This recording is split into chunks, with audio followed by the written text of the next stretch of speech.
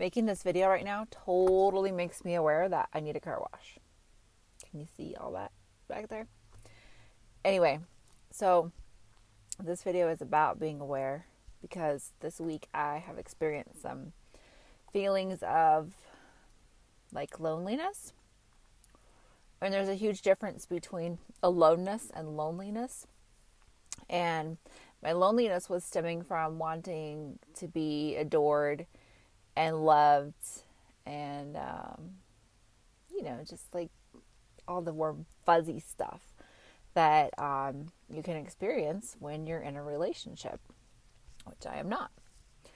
And I was getting a little bit like sad and not necessarily knowing why. And I try not to spend my time figuring out why. I just kind of fill it, put it out there, because I know the answer will always come to me. And if I'm spending my time in the why, then I'm going to not hear the answer because I'm consumed in the why. And I was just kind of processing it. So being alone is something I truly love with all my heart. My alone time is like Disneyland to most kids. I look forward to it. I love it. I adore it. And I also love and adore myself, which is a huge part of being alone versus loneliness. Loneliness, you want someone to do that for you and you seek it. While I'm not seeking it, I was thinking how nice it would be. And there's nothing wrong with that at all. Like that is nice. It's awesome. It's amazing. But I was more wavering on the fact that I was wanting it, needing it, like seeking it. But I didn't seek it. Whereas in the past I would have seeked that out. Instead, I just have been with the moment and feeling it. I don't feel it today, but I have felt it this week. And it's been a nice little hiccup in my my go. And I needed that. I feel like I needed that, and I needed to remember what it is like to be loved and adored from someone, because I've been so consumed in myself and what I am doing with my life and working on myself that I maybe did forget what that was like. So it was just a little reminder and a little bit of sadness and neediness and whatever else you could put in that category. There's a lot of words that go in there. And I'm grateful for that. But I just wanted to let anyone know who's watching this that if you do feel alone, being alone is wonderful. And it's purposeful. And I remember some relationships from the past where I felt more alone than I do now. And that's, to me, is the worst kind of alone.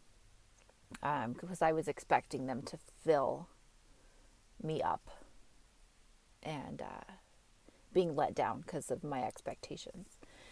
So now that I know how to fill myself up, I can be alone and still be fulfilled, always fulfilled, because I don't need someone to fulfill me and make me feel loved. It's nice. It's an extra bonus to how I already feel. But it's also a nice reminder that I do enjoy that. And I was not anti that at all. I've just been, okay, this is me and this is what I'm doing with me, and everything else doesn't matter. And there's a stage and a purpose for all that, and I just choose to embrace all of it, and that's how you grow and learn.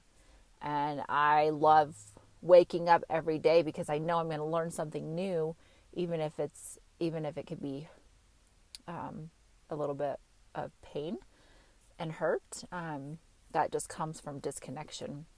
So now that I have the tools to connect with myself, I can get through these things easier than how I used to, which would be outsourcing, needing someone to come in and love me and fill those voids for me.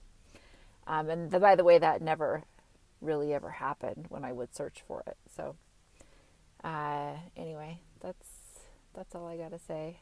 Have a beautiful, beautiful Friday, and I'm gonna get a car wash this weekend, and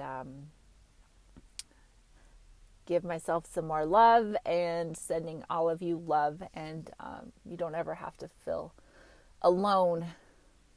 And if you are feeling alone, know that you can reach inside and connect with yourself, and the aloneness is more welcoming, and it takes loneliness to a different level. You're no longer lonely. You're alone, but you're alone and connected and in love, because really we're always all alone. And ponder that one for a minute, because if you think about it, it makes perfect sense. So, bye.